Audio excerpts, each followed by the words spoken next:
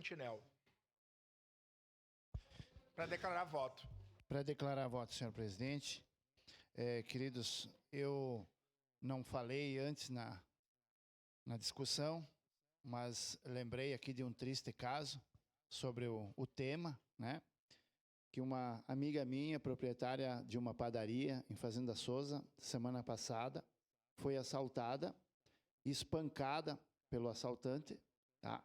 A polícia fez um bom trabalho, pegou o assaltante, tá?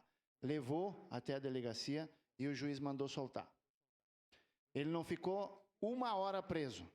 Espancou ela, fez o assalto, espancou, foi pego pela polícia, foi levado na delegacia, não ficou 1 hora preso. Mas, se um que não é um assaltante discutir com uma mulher e contrariá-la no seu modo de entender, pela nova lei, fica preso. Esse é o nosso Brasil que eu falei ontem no Grande Expediente. E vereador Becker, o senhor me disse que faz mais de 30 anos que está no serviço da Brigada de Segurança. A Lei Maria da Penha tem 20 anos, fez 20 anos agora, né? Antes da Maria da Penha, tinha mais ou menos feminicídio? Essa é uma pergunta que eu deixo para todos. Será que resolveu ou piorou?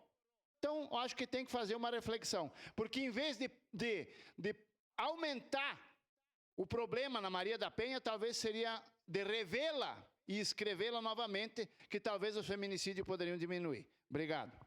Obrigado, vereador Fantinel. Com a palavra.